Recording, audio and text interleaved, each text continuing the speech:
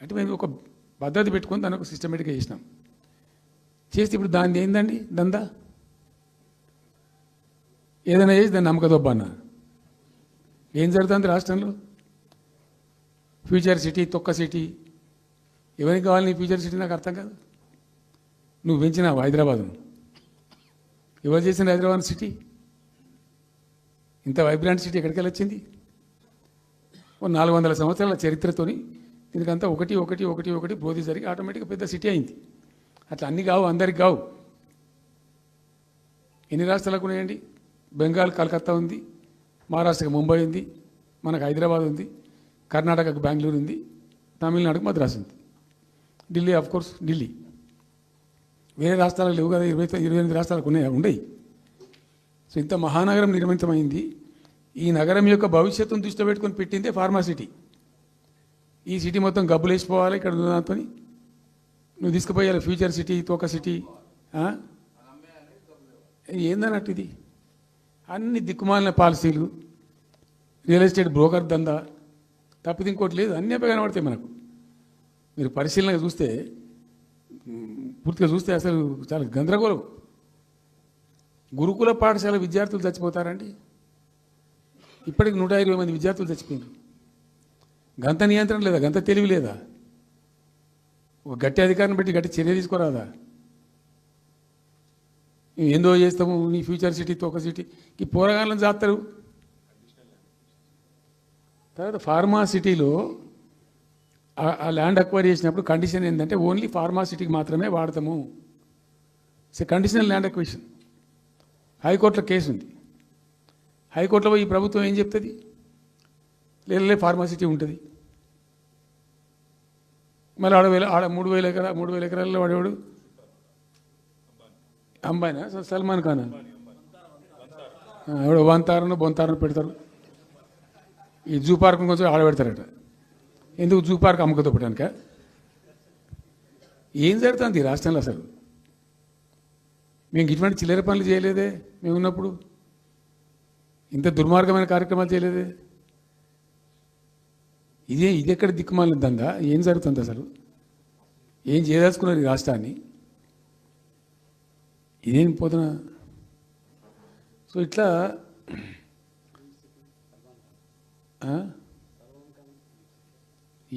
అది ఏందో నేను ఒక్కటే మాట్లాడుతున్నానండి. బిజినెస్ మీట్ పెడతాం, ఎంఓయూలు చేసుకుంటాం. ఏ ప్రభుత్వం చేయాల్సిందే. అడ్డగోలు జమాబందీ దానికి లెక్కలేని కథ అంటే ఏందన్నట్టు. ఒక హైప్ క్రియేట్ చేసుడు, దీనికి ఆజుడు, దీనికి గురువు చంద్రబాబు నాయుడు. చంద్రబాబు నాయుడు చెప్పిన లెక్కల బిజినెస్ వచ్చేది ఉంటే, ఎంఓయూలు సక్సెస్ అయ్యేది ఉంటే ఆంధ్రప్రదేశ్లో ఈ పాటికి 20 లక్షల కోట్లు వచ్చి ఉండాలి. ఆయన ఫస్ట్ టైం అలా సీఎం ఉన్నప్పుడు ఆ ఊళ్ళో పెట్టే కదా, వైజాగ్లో, అమరావతిలో కాదు వైజాగ్లో పెట్టిండు. వైజాగ్లో ఎవరు వెళ్ళి ఎంఓయూలు చేసిన వాళ్ళంటే వంట మనుషులు చెప్పిండ్రు. ఆ స్టార్ హోటల్లో ఉండే బయట వంట మనుషులు, వాడు ఎవడ సప్లై చేసేటోళ్ళు, వాడు వచ్చి కూర్చోపోయి సంతకం పెట్టే పెట్టిండు వాడు పాపం. అవునా అంటే పాపులర్ అయింది అది. ఇప్పుడు మరి ఎక్కడ ఆ పెట్టుబడి ఎక్కడ చెప్పండి? ఆఖరికి 10,000 కోట్లు అన్న రావాలి. 15 లక్షల కోట్లు, 6 లక్షల కోట్లు, 8 లక్షల కోట్లు.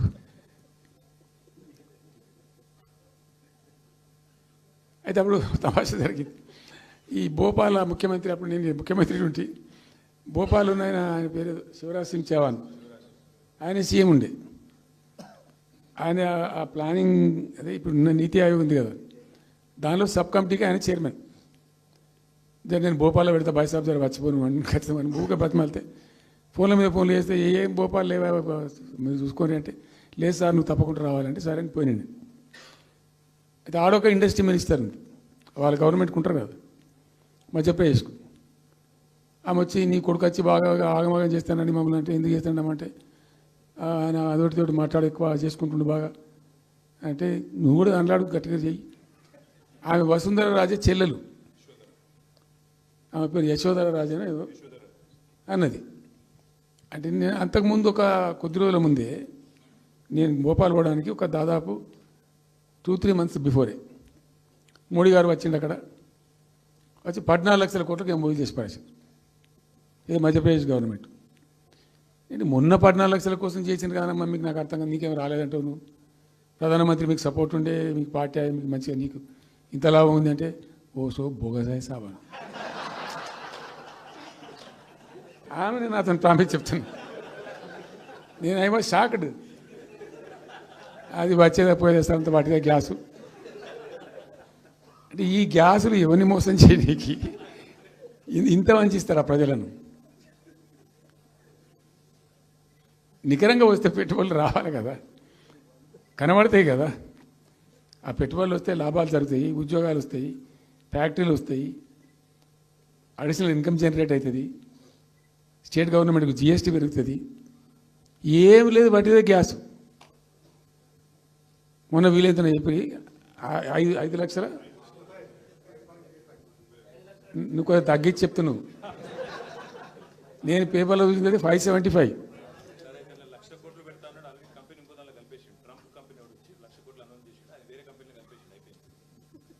ఇట్లా ఇది ఏమి ట్రంప్ ఓడికి గింపి ఇదంతా ఏం పంచాయతీ? ఇట్లా ఇట్లా ఈ మోసాలు చేసి ప్రజలను ఎంతకాలం పంచిస్తారు? రియల్గా కాంక్రీట్ టర్మ్స్లో రియల్గా రావాలి, కృషి చేస్తే నిజంగా తండ్లాడాలి. మా గవర్నమెంట్ వచ్చిన నాడు హైదరాబాద్ నుంచి సాఫ్ట్వేర్ ఎక్స్పోర్ట్స్ 57,000 కోట్లు ఉండేనండి. మేము దాన్ని 2,47,000 దాకా తీసుకుపోయినాం. స్టెప్ అప్ చేసుకుంటూ వాటిని నరికితే గాలిలో మాటలు చెప్తే వస్తాయా? మేము బిజినెస్ మీట్లు పెట్టలే, కాంక్లేవ్లు పెట్టలే, ఏమి లేదు, పరదాలు కట్టలే. బెస్ట్ పాలసీ చేస్తే ఆటోమేటిక్గా అట్రాక్ట్ అయి వస్తారు. నేను చెప్పిన అప్పుడు ఒక ఆయన ఉండే, పాప ఆయన చీఫ్ సెక్రటరీ కూడా రిటైర్ అయ్యాడు. ఆయన పేరే ఉండే మాధవరావు అల్లుడు ప్రదీప్ చంద్రకు చెప్తే ఆయన పాలసీ తయారు చేయమని చెప్తే తెప్పించండు. పాపం చాలా దేశాలకు తెప్పించండు. ఒక 50 సార్లు రిజెక్ట్ చేసిండు. ఇట్లా కాదు, నాకు కాంక్రీట్ కావాలి, ఇంకా మంచి కావాలని చెప్పి చాలా కష్టపడి చేసిండు. I must appreciate him. The best policy was brought in. తెచ్చిన తర్వాత కూడా ఎట్లుంటుందంటే, ఒక కంపెనీ వాడు వచ్చిండు, ఫాక్స్కానా, ఆ మహారాష్ట్రలో కొట్టుకుపోయింది. ఫాక్స్కాన్ అనే కంపెనీ చాలా పెద్ద కంపెనీ వాస్తవానికి. ఇదేవి తయారు చేస్తారు, ఈ సెల్ ఫోన్లు ఇవన్నీ ఎలక్ట్రానిక్స్లో ఉన్నాడు. చాలామంది ఉమెన్కి ఎంప్లాయ్మెంట్ దొరుకుతుంది దాంట్లో, 1000 మందికి. సరే వస్తే మనకు కూడా లాభం జరుగుతుంది. వాని ఎంబడి మస్తు దానిలో ఆల్మోస్ట్ వచ్చిండు, 90% వచ్చిండు. మీ పాలసీ బాగుందని అప్రిషియేట్ చేసి అన్ని చేసిండు. యాళ్ళకు వస్తే మహారాష్ట్ర ప్రభుత్వం 3,000 కోట్ల రూపాయలు వానికి నగదు ఇన్సెంటివ్ ఇస్తాను, వాడు కొట్టుకుపోయాడు. 3,000 crores ఎదురిస్తేనే నీకు డబ్బులని తీసుకుపోయాడు. అప్పుడు మనకు అంత కెపాసిటీ లేకుంటే సరే రియల్ ట్రై చేస్తే, కాంపిటీషన్ ఉన్నప్పుడు ట్రై చేస్తే కొన్ని సందర్భాలు జరుగుతాయి, కొన్ని జరిగాయి. ఉన్నాడు తెలుసు, కట్టండి కదా, నడుస్తుంది కదా, ఫ్యాక్టరీ స్టార్ట్ కూడా అయింది కదా ఆల్రెడీ. సో అట్లా రియల్ ఎఫర్ట్ చేస్తే కొంత జరిగేటువంటి ఆస్కారాలు ఉంటాయి. ఇప్పుడు వెల్స్పన్ కానీ, వరంగల్లో వస్తున్నటువంటి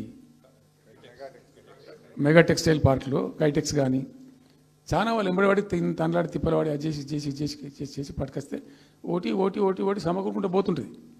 కానీ వట్టి హైప్ క్రియేట్ చేసి మందిని మోసం చేసి ఎన్ని రోజులు ఇస్తుంది? ఆత్మవంచన, ప్రజావంచన.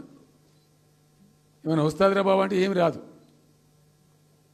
ఈ గ్యాస్ల ప్రజలను పెట్టి ఇప్పుడు ఇస్తాన 2,500 దిక్కు లేదు మహిళలకు. 1,000,000 మంది మహిళలను కోటీశ్వర్లను చేస్తాం. కాంగ్రెస్ మంత్రులంతా ఒకటే పాట పాడు, ఏమి ఎట్లా చేస్తావా 1,000,000 మంది మహిళలను కోటీశ్వర్లను? నీ దగ్గర ఉంటేనా? ఉన్న రెవెన్యూ పీకింది రాష్ట్రాన్ని, లోపలికి అయిపోయింది. మేము ఉన్నప్పుడు గ్రోత్లో 50% లేదు. అసలు మీ గ్రోత్ గురించి అవగాహన ఉందా? ఒక్కొక్క రూపాయి కూడబెట్టాలి, ఎట్ట తీసుకుపోవాలి? నేను ముఖ్యమంత్రి అయిన తర్వాత నన్ను ఎంతమంది టెంప్ట్ చేసినా ఐఏఎస్ ఆఫీసర్లు వాళ్ళు వీళ్ళు ₹1 రిజిస్ట్రేషన్ ఛార్జ్ పెంచారు. నేను 4 ఏళ్ళ దాకా నాట్ ఈవెన్ సింగిల్ రూపీ. ఉల్టా నేను వాళ్ళని పిలిచి మీకు ఏం కావాలి, రియల్ ఎస్టేట్ బాగా మంచిగా చేసుకుపోవాలి, హై క్లాస్ రావాలి అంటే ఎట్లా? హైదరాబాద్లో కూడా స్కై లైన్ రావాలని చెప్పి 3 ఏళ్ళు తిప్పలవాడానండి నేను, 3 years. ఎందుకంటే స్కై లైన్ రావాలని మట్టి నోటి మాట అంటే రాదు, దానికి కూడా ఎక్కువ కావాలి. ఆ 50 అంతస్తులు 60 అంతస్తులు మీదకి పోయి కట్టేటువంటి ఆ క్రేన్ ఆపరేటర్లు, క్రేన్ డ్రైవర్లు, దానికి సంబంధించిన సరంజామా అంత ఉంటుంది. ఆ ఎక్కువ వస్తే ఆ స్కై రైజ్ వస్తుంది. ఆ ఎక్కువ తేవడానికి చాలా కష్టపడాల్సి వచ్చింది. ఇప్పుడు ఈ రాజభవన్ పక్కనే గేట్ పక్కన ఒకటి ఉంటుంది చూడండి, కాదు ఒక టవర్ ఉంటుంది ఒకటి. నేను అప్పుడు నేను పోతుంటే ఈ పునాది తీసిండు, మంచి స్పాట్ ఇది, వాటర్ ఫ్రంట్ ఉంటుంది హుసేన్ సాగర్. అతను చెప్పుండే మనం స్కై లైన్లో భాగంగా ఇద్దాము, 50 అంతస్తులకు ఇద్దామని చెప్పి ఆగమంటే ఆయన ఎవరో రాజుగారు ఆగలే, ఆయన గతకే కట్టుకున్నాడు పాపం. It took me 3 years to bring sky line to Hyderabad. మేము ఒక పద్ధతికి పోయినాం, సిస్టమ్ చేసినాం, ఓపికతోని చాలా సిన్సియర్గా మంచి పద్ధతితోని వాళ్ళతో డిస్కస్ చేసుకుంటూ మాట్లాడుకుంటూ ఒక క్రమ పద్ధతిలో పోయినాం. గట్టుంటుంది పద్ధతి. కానీ 4 ఫీజు తీసినాం, 10% ఏదో ఫీజు ఉండే. తర్వాత ఆర్డీఓ ఆఫీస్కి పోవాలి సార్, ఈ ఫీజు ఏమో కానీ ఆ ఫీజు ఎక్కువ అవుతుందని వాళ్ళు చెప్పిండ్రు. అది తీసేవతల పడేసినాం. అది తీసేసినాం, ఆర్డీఓ దగ్గర పోయే అవసరం లేకుండా కూడా చేసినాం. ఇప్పుడు అదొక ఫీజు. ఆ ఫీజుతో ఏమైంది, ఆయనతో పీకింది. హైదరాబాద్ రియల్ ఎస్టేట్ గంగలు కలిసింది. మేమేమో ఆనాడు నిజంగా చెప్తున్నా, చాలా సంతోషంగా చెప్తున్నా నేను, భూముల ధరలు పెంచినాం తెలంగాణలో. ప్రజా ఆస్తులు పెంచినాం, ప్రజా ఆస్తుల యొక్క విలువ పెంచినాం. 4 ఎకరాల నోడు ధీమాతో ఉండే తెలంగాణలో. కొద్దిగా డాంబర్ రోడ్డు అంటుకునే 4 ఎకరాల నోడు 50 లక్షల కాడికి అమ్మితే నాకు 2 కోట్ల శ్రీమంతుని అని చెప్పుకున్నాడు కాలర్ ఎగరేసుకొని. ఇవాళ ఏమైనాయండి భూముల ధరలు? కుప్ప ఊలిపోయినాయి. ఇంట్లో అమ్మాయి పెయింట్ ఉంటే ఎకరం అమ్మి చేద్దాం అనుకుంటే కొనే దిక్కులేదు సార్ అని కళ్ళకి నీళ్ళు పెట్టుకుంటారు ప్రజలు. ఇవాళ లేదు, ఒక ఎకరా కూడా అమ్ముడు పోతలేదు, ఇప్పుడు కొంటలేడు. దిక్కు లేకుండా అమ్ముకుంటే ఇష్టం వచ్చిన అడ్డమైన ధరలకు అమ్ముకోవాలి. సో ఈ అరాకిరి మాటలు చెప్పి అడ్డమైన హామీలన్నీ ఇచ్చి నీకు చేసాదగాక కేవలం రాజకీయ అధికారమే మా లక్ష్యం అనే పద్ధతిలో ఇచ్చి ఇలా ప్రజలను వంచి అటు రైతాంగాన్ని నడిపిస్తున్నారు, పేద ప్రజలు నడిపిస్తున్నారు, పేద విద్యార్థులు నడిపిస్తున్నారు, రిటైర్డ్ ఎంప్లాయీస్ నడిపిస్తున్నారు. పచ్చి అబద్ధాలు. కేసీఆర్ చేసిన అప్పులకు వడ్డీలు కట్టలేకపోతున్నావా? కావు ఉతికింది కదా, ఈ చెంప ఆ చెంప వాయించింది కదా. ఎంత కడుతున్నారు? తీసుకున్న అప్పులు ఏంటంటే 2,90,000 కోట్లు మొత్తం కలిపి చెప్పారు కదా చాలా స్పష్టంగా. సో ఇట్లా ఇవన్నీ వాస్తవాలు ఒక పక్కకుంటే అన్ని అబద్ధాలు చెప్పుకుంటూ ఇష్టం వచ్చినట్టు మాట్లాడుకుంటూ ఇక నన్ను ఇచ్చడానికైతే వాళ్ళ నోరు మొక్కాలిగా. ఎప్పుడో సందర్భంలో కోపం వచ్చి ఒకటి తిట్టినామంటే ఓ మనిషిని మాట వేరు. పొద్దా కాదే కదా తన కేసీఆర్ చచ్చిపోవాలి మాట్లాడినప్పుడల్లా. ఎక్కడైనా మాట్లాడు, ఏ సందర్భంలో మాట్లాడు, కాలేజీలో మాట్లాడు, లేకపోతే ఇంకొకడ మాట్లాడు, స్కూల్ పిల్లల కాడ మాట్లాడు. గింత అక్కసు ఉంటుంది మనుషులకు. అది కరెక్ట్ అవుతుందా? సో ఇష్టం వచ్చిన పద్ధతులు, మాటలు, ఇష్టం వచ్చిన దుర్మార్గ ప్రచారాలు, అన్ని పచ్చి అబద్ధాలు నోరు తెరిస్తే. రియాలిటీ వేరుంది, జరుగుతున్నది వేరున్నది, అన్ని రికార్డ్ అవుతున్నాయి, ప్రజల్లో అన్ని గమనిస్తున్నారు. సో కాబట్టి ఏదేమైనప్పటికీ పాలమూరు రంగారెడ్డి ఎత్తిపోతల పథకం విషయంలో ఎట్టి పరిస్థితుల్లో రాజీ పడం. ఈ ప్రభుత్వాన్ని నిద్రపోనీయం, కేంద్ర ప్రభుత్వాన్ని కూడా నిద్రపోనీయం. మా హక్కుల పరిరక్షణకు ఒక డ్రాప్ తక్కువైనా కూడా at any cost, at whatever cost, TRS పుట్టిందే తెలంగాణ ప్రజల కోసం. తెలంగాణ ప్రజలకు ఒక నొక్కు పడుతుంటే మౌనం పాటించలేం. మీరు ఏం ఊరుకో ఏం చేసుకో. నాకు ఇన్ఫర్మేషన్ వచ్చింది, మీటింగ్ జరుగుతుంటే మరి 4 గంటలకు అయిపోవాలి లెక్క ప్రకారం. It was extended. 5 గంటలకే ఉత్తమ్ కుమార్ రెడ్డి ప్రెస్ మీట్ పెట్టిండు. మీకు కూడా వచ్చి ఉంటుంది ఇన్విటేషన్. ఎందుకు కేసీఆర్ కాగానే మనం ఇంకొక వరుస మళ్ళీ మురగాలి. చిట్ చాటు అది కూడా ఎందుకు మొరగడానికి? ఆ మొరుగుడుకు వాల్యూ ఉంటుంది. So thank you so much. ఈరోజు నేను ఏమంటున్నాను, మీతో ఒక request, Rahul don't be hasty. ఇవాళ I'm only restrict my self to Palamuru ఎత్తిపోతల పథకం. అది డైల్యూట్ అవుతాయి కాబట్టి ఇలా చెప్పాను. నేను ఉంటున్నా, మీకు అందుబాటులో ఉంటుందిగా. I'm on the field now. కాబట్టి మీకు please here me. You have to excuse me today. దానికే నేను రిస్ట్రిక్ట్ అవుతాను ఇలా. Any question 100 questions you put me, I will give you answer tomorrow or day after, any time. Thank you.